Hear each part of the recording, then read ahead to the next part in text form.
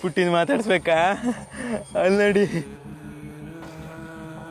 ಯಾರು ಮಾತಾಡ್ಬೇಡಿ, ನಾನೇ ಮಾತಾಡ್ತೀನಿ. ಪುಟ್ಟಿ ಇಲ್ಲ.